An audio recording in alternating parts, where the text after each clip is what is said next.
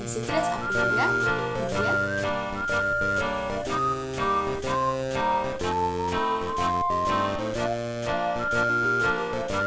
Kemudian kita di sini bakal berbagi informasi nih mengenai korupsi. BTW, korupsi itu apa sih? Kita lihat yuk.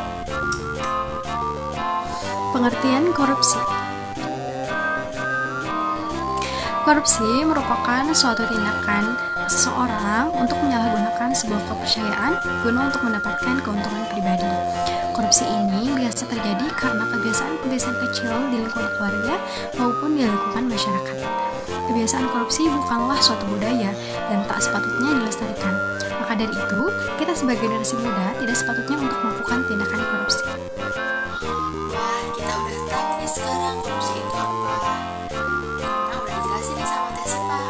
Makasih Teh Sipa. Nah, selanjutnya kalau penyebab korupsi itu apa sih? Kita lihat Teh Anissa yuk. Setelah mengetahui apa itu korupsi, perlu juga diketahui apa yang menjadi penyebab pelaku melakukan tindak pidana korupsi.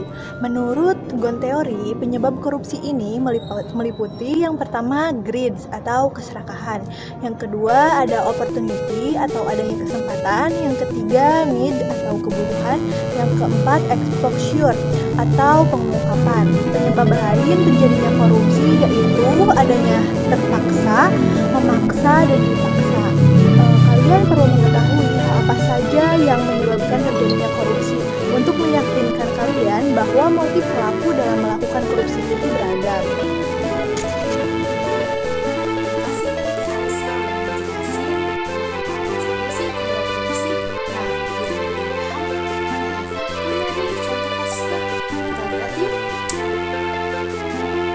Oke teman-teman, tadi kan kita udah bahas nih mengenai pengertian atau apa sih yang dimaksud dengan korupsi. Selanjutnya kita juga udah bahas tentang penyebab korupsi.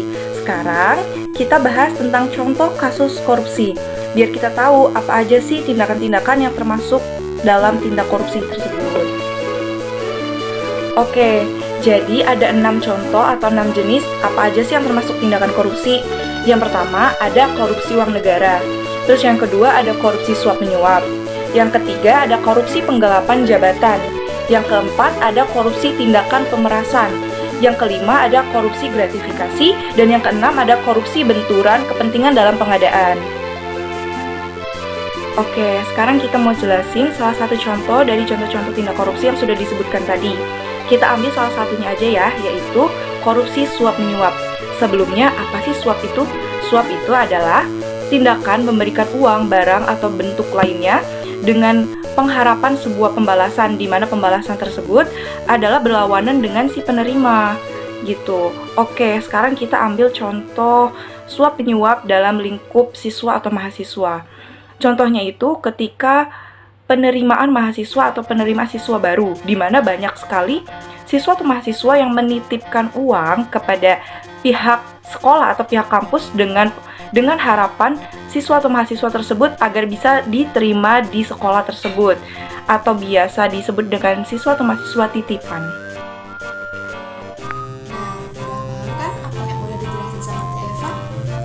Kalau ada kasus berarti ada penanganannya dong.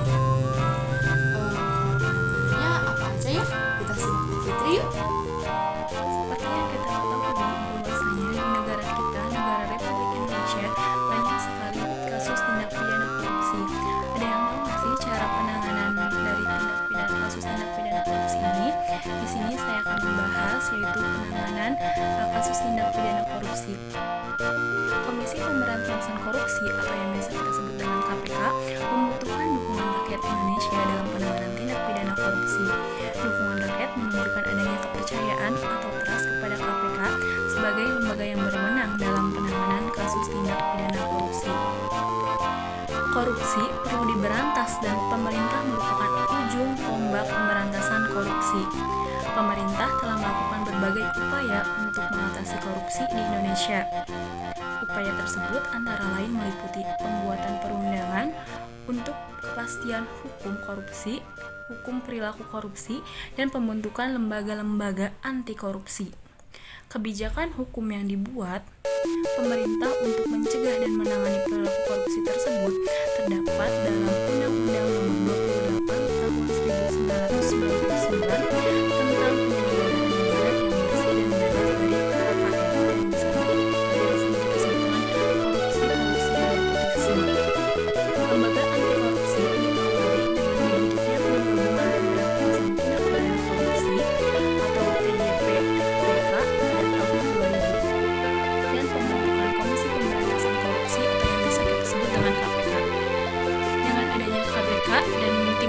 dari TGP TPK, yaitu itu sebagai salah satu penanganan pemerintah negara Indonesia dalam penanganan tindak pidana korupsi.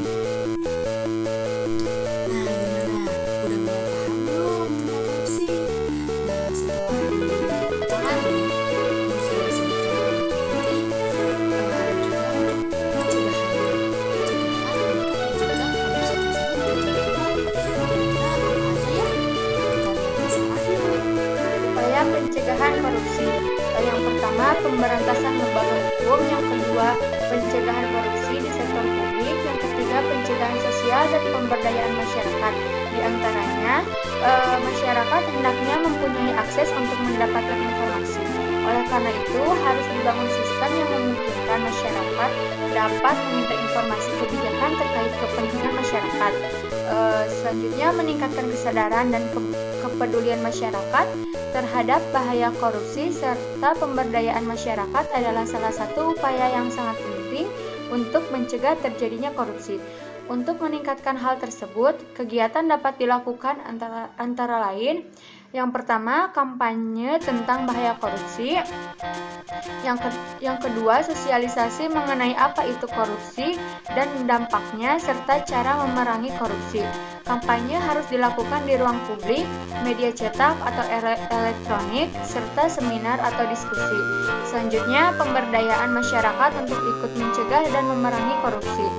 Selanjutnya, kebebasan media baik cetak maupun elektronik dalam menginformasikan bahaya korupsi adalah penting dalam pencegahan korupsi. Keberadaan lembaga swadaya masyarakat atau LSM atau NGO yang berfungsi melakukan pengawasan terhadap perilaku pejabat pemerintah maupun parlemen. Selanjutnya, menggunakan electronic surveillance. Yang keempat, upayanya yaitu pembuatan instrumen hukum, dan yang terakhir, monitoring dan evaluasi. Nah, kita makin mengerti kan nih tentang korupsi. Nah, kita juga bisa mencegah korupsi itu terjadi seperti yang sudah diterapkan oleh kita semua. Selain itu, kita sebagai masyarakat harus mempunyai peran nih dalam anti korupsi. Kira-kira apa aja ya? Kita simak esensi. Peran serta masyarakat berikut. Yang pertama itu hak mencari, memperoleh, dan memberikan informasi adanya dugaan telah terjadi tindak pidana korupsi. Yang kedua itu hak untuk memperoleh pelayanan dalam mencari, memperoleh, dan memberikan informasi adanya dugaan telah terjadi tindak pidana korupsi. Yang ketiga itu hak menyampaikan saran dan pendapat tentang tanggung jawab kepada penegak hukum yang menangani perkara tindak pidana korupsi. Yang keempat, hak untuk memperoleh jawaban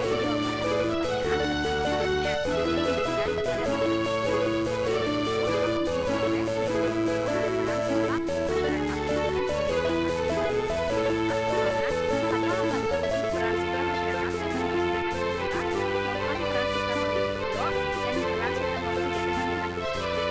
Oke teman-teman, kita udah simak semua tentang korupsi. Agar makin mengerti, kita ambil kesimpulan ya.